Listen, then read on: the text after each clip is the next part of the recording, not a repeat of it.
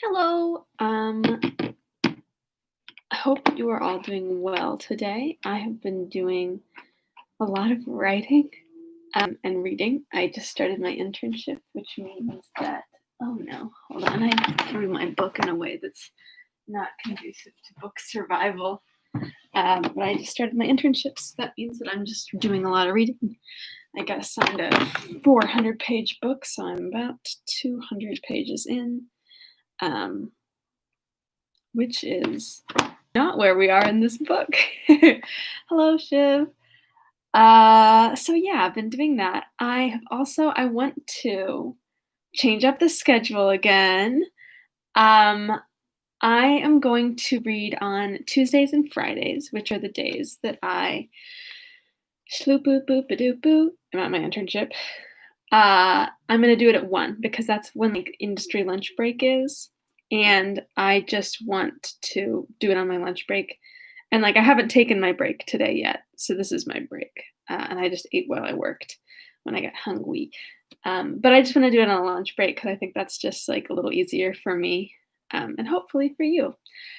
So schedule will be every day at 3 except for Tuesdays and Fridays when we'll read at 1. And I will forget to put that in any sort of thing so that only if you listen to the first minute and a half of this specific chapter will you know of that change. But yeah, that's what I have to say on that. And so only Shiv knows. So our summary, yes. Thank you. Our summary of yesterday, a big old problematic boy, was that so Kathy comes back and she is a changed girl. She is all prim and proper now, and Heathcliff's like, where is my funky friend? And Kathy's like, oh, I'm not your funky friend anymore. Like, I'm a lady now. And Heathcliff's like, who? I don't care. And so Heathcliff, of course, gets very upset with her. And then she's kind of upset with him. But eventually there's this conversation with the maid where I don't know her. Who is she? The conversation with the maid slash like kitchen woman. I don't think she's the cook, but I could be wrong. She seems to be, maybe she's a nurse. She's some sort of house helper. But she's like, don't you want to be like pretty and like whiter and like look like more white essentially, which is like to my knowledge, and like this book seems like Heathcliff would be white, but it seems that he just has like generally darker features, which all of the other characters look down on him for. So it was all this like internalized self-hate that he's like, I want to change myself, and you're like, no, sweetie, don't. But I have, sorry. So he eventually is like, okay, I will get like, give me a bath. I'll do all the stuff that you want so I can go hang out with Kathy, because I want to show Kathy that like I can like run in her, like I can hang out with her again, basically. And so he does all this, but then Hindley comes in right as he's about to leave, and Hindley's like, no way in hell are you going to eat at my table. And Heathcliff's like, excuse me? But then the young Linton boy says something extremely rude, which I can no longer remember. But anyways, Heathcliff has like had enough of that. So he tosses a full tureen of hot applesauce on this kid. And so like everybody wigs out and is like, Heathcliff has to go to the attic and get locked in there, which of course Kathy is not a huge fan of. So everyone is upset. What a move. Toss a hot tureen of applesauce at a cop challenge. But so Kathy goes upstairs. That would be, yeah. Kathy goes upstairs. She like hangs out with Heathcliff, And at the end of the day, nothing changes to my knowledge. Let's see what happens. Okay, and then Mr. Lockwood was like, "No, by all means, continue to gossip with me." And Mrs. Dean was like, "It's pretty late, but okay." Um,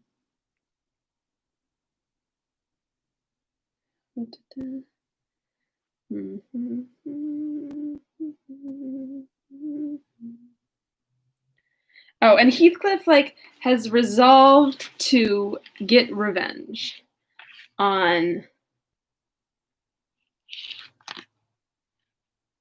what's her face, not what's her face, on Hindley. He's resolved to get revenge on Hindley. So let's see. Oh, no. Okay.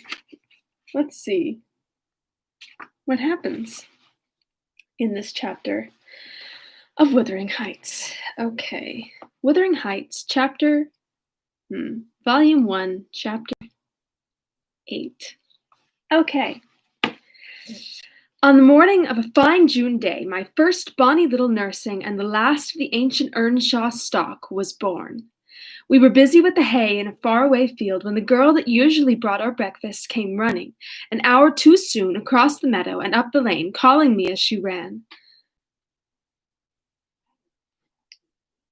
Oh, such a grand bairn! She panted out, the finest lad that ever breathed. But the doctor says Mrs. must go. He says she's been in a consumption these many months. I heard him tell Mr. Hindley, and now she has nothing to keep her, and she'll be dead before winter. You must come home directly. You're to nurse it, Nellie, to feed it with sugar and milk and take care of it day and night. I wish I were you, because it will be all yours when there is no Mrs. Who? Earnshaw? Isn't she already working for the Earnshaws? But she is very ill? I asked, flinging down my rake and tying my bonnet. I guess she is, yet she looks bravely, replied the girl, and she talks as if she thought of living to see it grow a man. She's out of her head for joy, it's such a beauty. If I were her, I'm certain I should not die.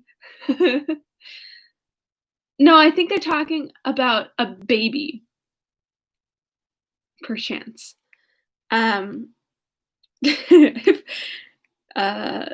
What's the like? If I were her, I would simply just not die. No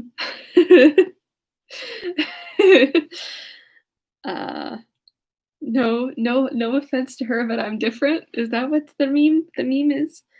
I should get better at the bare sight of it, in spite of Kenneth. I was fairly mad at him. Dame Archer brought the cherub down to master in the house, and his face just began to light up. And the old croaker stepped forward, and says he, Earnshaw, it's a blessing your wife has been spared to leave you this son. When she came forward, I felt convinced we shouldn't keep her long. And now I must tell you that winter will probably finish her. Don't take on and fret about it too much. It can't be helped. And besides, you should have known better than to choose such a rush of a lass. Thank you. And what did the master answer? I inquired. I think he swore, but I didn't mind him. I was straining to see the bairn. And she began again to describe it rapturously. I, as zealous as herself, hurried home eagerly to admire. On my part, though I was very sad for Hindley's sake. He had room in his heart for only two idols, his wife and himself, and he doted on both and adored one, and I couldn't conceive how he would bear the loss. When we got to Wuthering Heights, there he stood at the front door, and as I passed, I asked, how was the baby? What is Hindley's voice? Nearly ready to run about, Nell, he replied, putting on a cheerful smile. And the mistress? I ventured to inquire. The doctor says she's... Damn the doctor, he interrupted, reddening. Frances is quite all right. She'll be perfectly well by this time next week. Are you going upstairs? Will you tell her that I'll come, and if she'll promise not to talk? I left her because she would not hold her tongue, and she must. Tell her Mr. Kenneth says she must be quiet. Yikes. Well, maybe not. I don't know. Feels like a yikes. I delivered this message to Mrs. Earnshaw. She seemed in flighty spirits and replied merrily, I hardly spoke a word, Ellen, and there he has got out twice, crying. Well, say I promise I won't speak, but that does not bind me not to laugh at him. Poor soul! Within a week of her death, that gay heart never failed her. Oh, till within a week of her death, that gay heart never failed her. And her husband persisted doggedly, nay, furiously, in affirming her health improved every day. When Kenneth warned him that his medications were useless at that stage of malady, and he needn't put him to further expense by attending her, he retorted, I know you need not. She's well. She does not want any more attendance from you. She never was in a consumption. It was a fever, but it is gone. Her pulse is as slow as mine now, and her cheek is cool. He told his wife the same story, and she seemed to believe him, but one night, while leaning on his shoulder, in the act of saying she thought she should be able to get up tomorrow, a fit of coughing took her, a very slight one. He raised her in his arms, she put her 2 hands about his neck, her face changed, and she was dead. As the girl had anticipated, the child Hareton fell wholly into my hands. Mr. Earnshaw, provided he saw him healthy, and never heard him cry, was contented as far as regarded him. For himself he grew desperate. His sorrow was of that kind that will not lament. He neither wept nor prayed. He cursed and defied. Execrated?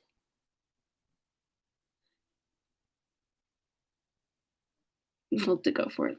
Execrated God and man, and gave himself up to reckless dissipation. The servants could not bear his tyrannical and evil conduct long. Joseph and I were the only two that would stay. I had not the heart to leave my charge, and besides, I had been his foster sister and excused his behavior more readily than a stranger would. Joseph remained to hector over tenants and laborers, and because it was his vocation to be where he had plenty of wickedness to reprove. What happened? We're talking about Hindley. Oh.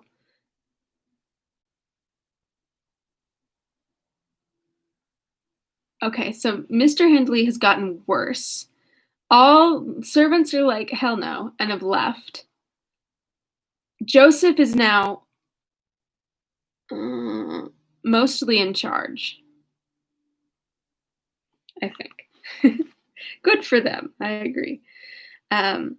The master's bad ways and bad companions formed a pretty example for Catherine and Heathcliff. His treatment of the latter was enough to make a fiend of a saint. And truly, it appeared as if the lad were possessed of something diabolical at that period. He delighted to witness Hindley degrading himself past redemption, and became daily more notable for savage sullenness and ferocity. I could not half tell what an infernal house we had. The curate dropped calling, and nobody decent came near us at last, unless Edgar Linton's visits to Miss Cathy might be an exception. At 15, she was the queen of the countryside. She had no peer, and she did not turn out a haughty, headstrong creature. I own I did not like her after her infancy was past, and I vexed her frequently by trying to bring down her arrogance. She never took an aversion to me, though. She had a wondrous constancy to old attachments. Even Heathcliff kept his hold on her affection unalterably, and young Linton, with all his superiority, found it difficult to make an equally deep impression. He was my late master. That is his portrait over the fireplace. It used to hang on one side and his wife's on the other, but hers has been removed, or else you might see something of what she was. Can you make that out? Mrs. Dean raised the candle, and I discerned a soft-featured face, exceedingly resembling the young lady at the Heights, but more pensive and amiable in expression. It formed a sweet picture. The long, light hair curled slightly on the temples, and the eyes were large and serious, the figure almost too graceful. I did not marvel at how Catherine Earnshaw could forget her first friend for such an individual. I marveled how much he, with a mind to correspond with his person, could fancy my idea of Catherine Earnshaw. A very agreeable portrait, I observed to the housekeeper. Is it like? Yes, she answered, but he looked better when he was animated. That is, his everyday countenance. He wanted spirit in general. Catherine kept up her acquaintance with the Lintons since her 5 weeks' residence among them, and as she had no temptation to show her rough side in their company, and had the sense to be ashamed of being rude where she experienced such invariable courtesy, She imposed unwittingly on the old lady and gentleman by her ingenious cordiality, gained the admiration of Isabel and the heart and soul of her brother, acquisitions that flattered her from the first, for she was full of ambition, and led her to adopt a double character without exactly intending to deceive anyone. In the place where she heard Heathcliff termed a vulgar young ruffian, and worse than a brute, she took care not to act like him. But at home she had small inclination to practice politeness that would only be laughed at, and restrain an unruly nature when it would bring her neither credit nor praise. Excuse me. Where did I go? Hello? There we are. Mr. Edgar seldom mustered courage to visit Wuthering Heights openly. He had a terror of Earnshaw's reputation, and shrunk from encountering him, and yet he was always received with our best attempts at civility. The master himself avoided offending him, knowing why he came, and if he could not be gracious, kept out of the way. I rather think his appearance was distasteful to Catherine. She was not artful, never played the coquette. That's right? Yes. And had evidently an objection to her two friends meeting at all. For when Heathcliff expressed contempt of Linton in his presence, she could not half coincide, as she did in his absence. And when Linton evinced disgust and antipathy towards Heathcliff, she dare not treat his sentiments with indifference, as if deprecation of her playmate were of scarcely any consequence to her. I've had many a laugh at her perplexities and untold troubles, which she vainly strove to hide from my mockery. That sounds ill-natured. But she was so proud, it became really impossible to pity her distress, till she should be chastened into more humility. She did bring herself finally to confess and confide in me. There was not a soul else that she might fashion into an adviser. Mr. Hindley had gone from home one afternoon, and Heathcliff presumed to give himself a holiday on the strength of it. He had reached the age of 16 then, I think, and without having bad features or being deficient in intellect, Jesus, he contrived to convey an impression of inward and outward repulsiveness that his present aspect retains no traces of. Excuse me? Reached, I think.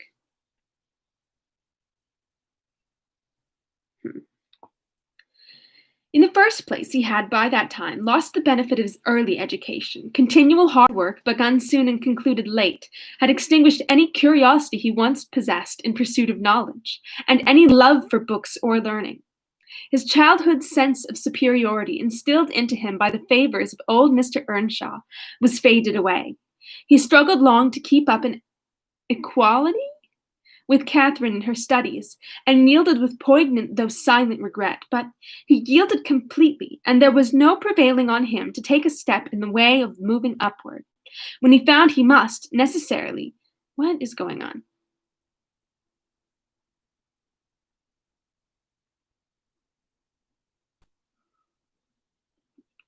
Okay. Okay. When he found he must necessarily sink beneath his former level. Then personal appearances sympathized with mental deterioration. He acquired a slouching gait and an ignoble look. His naturally reserved disposition was exaggerated into an almost idiotic excess of unsociable moroseness. Good Lord, this woman does not have any pity for this poor teen boy. And he took grim pleasure, apparently, in exciting the aversion rather than the esteem of his few acquaintance. Catherine and he were constant companions still, at his season of respite from labor.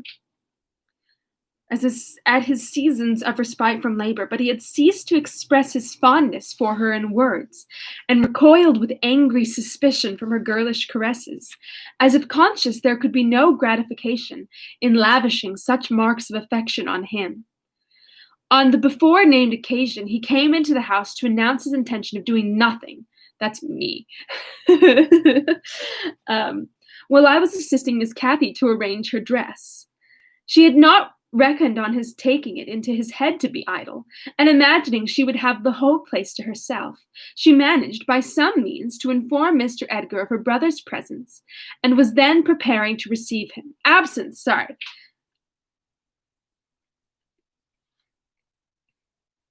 Kathy, are you going to be busy this afternoon? Asked Heathcliff. I've decided that his voice dropped. Um, are you going anywhere? No, it is raining, she answered. What have you that silk frock on, then? He said. Nobody coming here, I hope. Not that I know of, stammered Miss.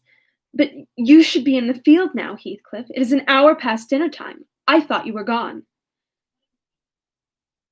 Hindley does not free us from his accursed presence, observed the boy. Oh, Hindley does not often free us from his accursed presence, observed the boy. I'll not work any more today. I'll stay with you.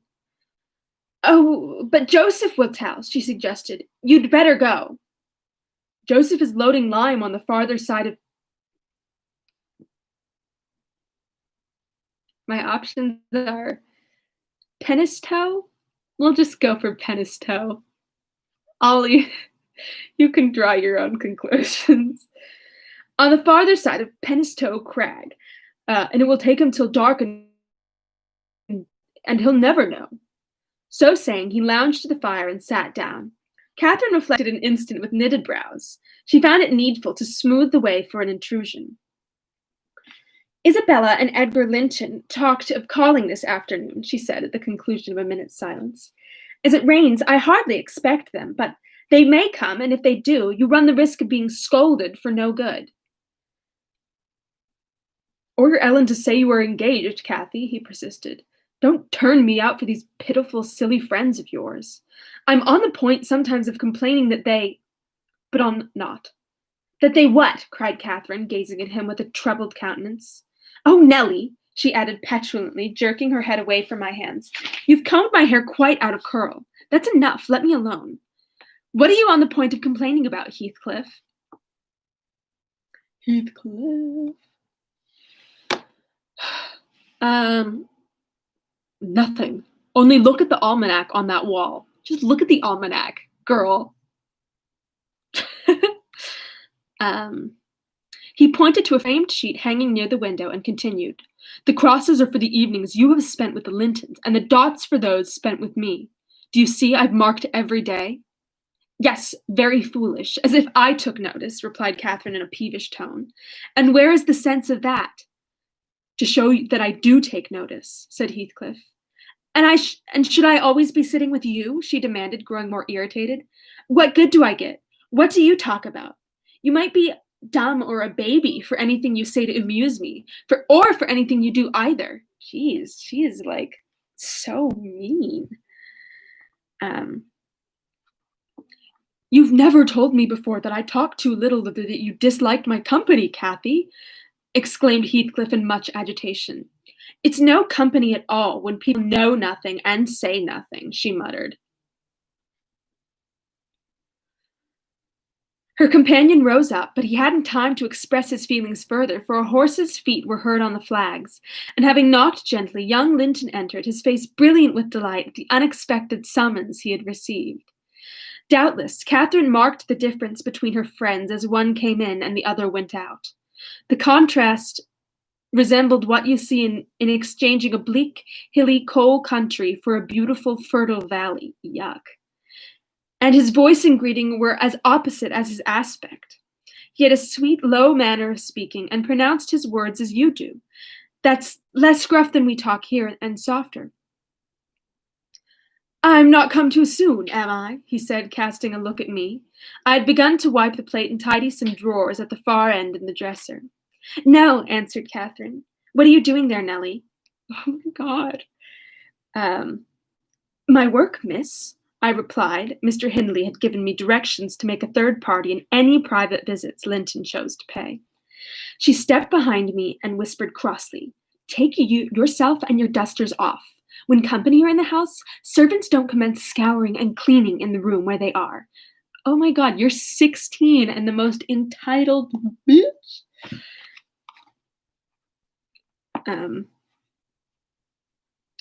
It's a good opportunity now that the Masters is away, I answered aloud. He hates me to be fidgeting over these things in his presence. I'm sure Mr. Edgar will excuse me. I hate you to be fidgeting in my presence, exclaimed the young lady imperiously, not allowing her guest time to speak.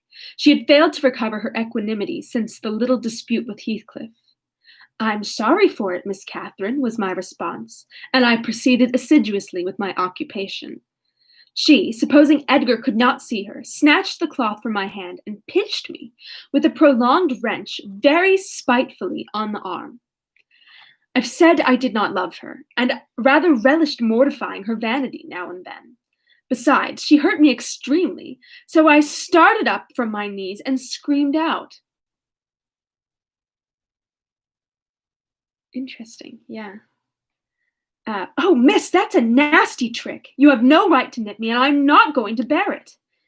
I didn't touch you, you lying creature, cried she, her fingers tingling to repeat the act, and her ears red with rage. Wow.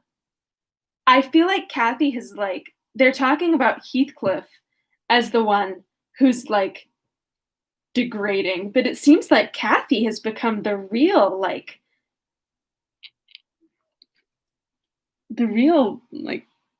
piece of poop.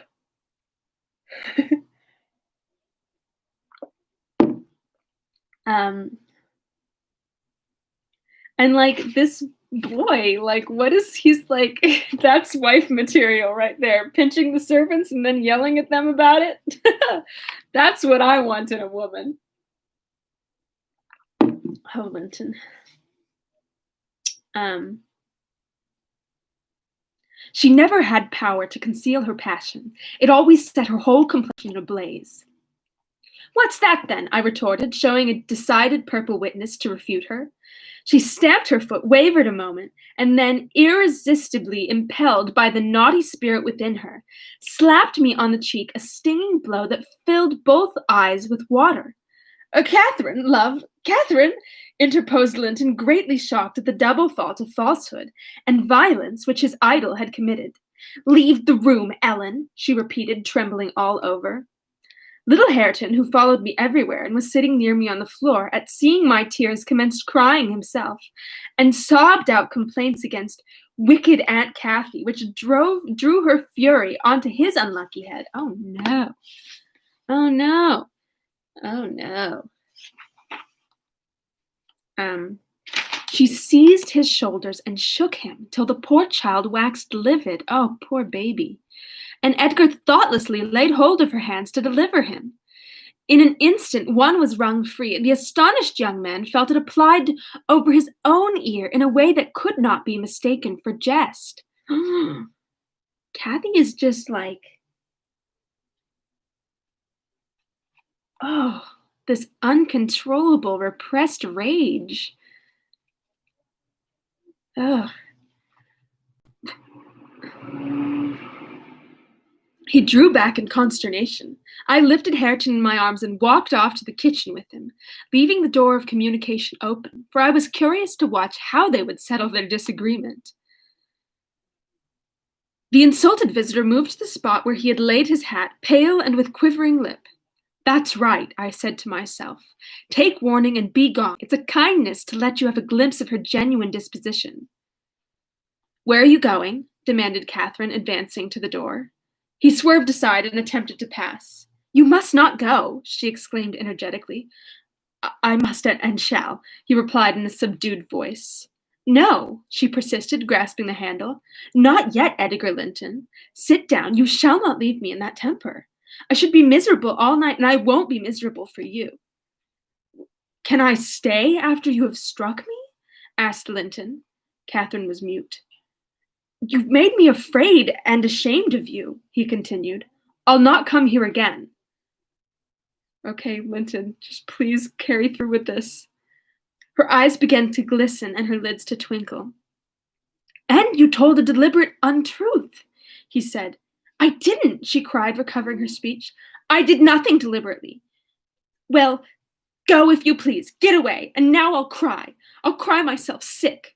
She dropped down on her knees by a chair and set to weeping in serious earnest. No, Edgar, don't do it.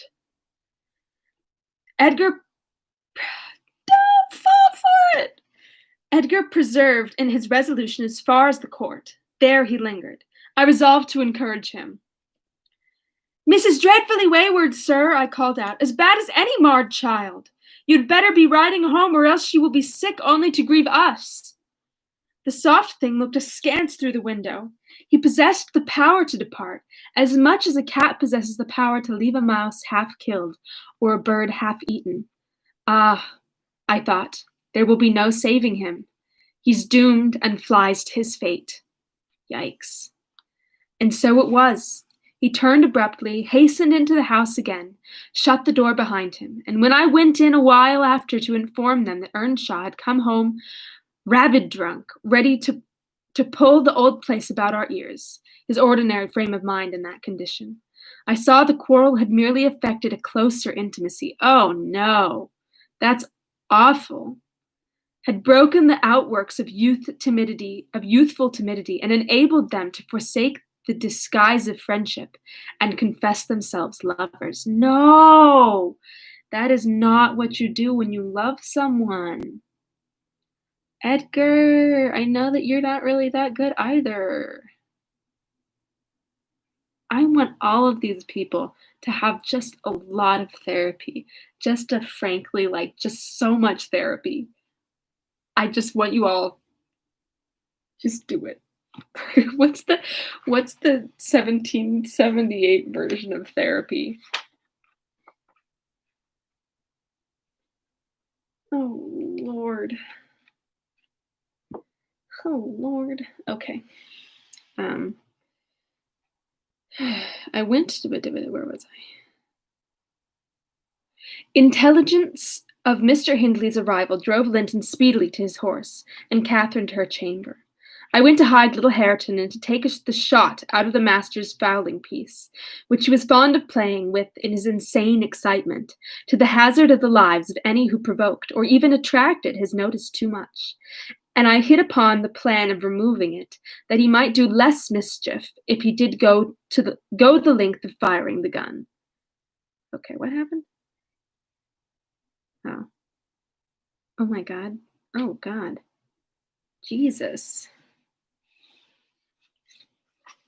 This, like, what?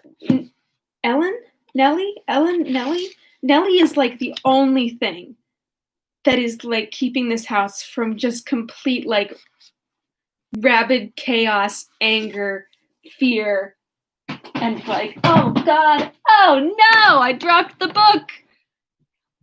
Oh. Now, how am I to find where I was? That was chapter 8, right? Oh, never mind. It's fine. I've been breaking it. Ooh, that's true.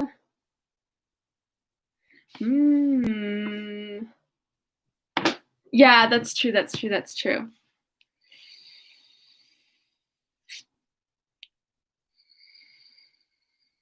Interesting. All right. That is all for today. I'm gonna go back to clacking away at my internship. And I will see you all. Tomorrow is Wednesday, so I'll be in at 3. We can have more dark thoughts about this increasingly dark and dour book. Alrighty-os. Keep yourself safe, stay active, stay informed, and love yourself. My my computer darkened immediately upon when I said that. It got scared of my power of self-love. Okay. Finger guns to that. I will see you soon. When I say see you soon, I mean I will be here tomorrow at the same time in the same place. And I hope that you are all very, very well. And I look forward to our next meeting. Okie dokie. Bye. Yes, I am sure I would like to end my stream.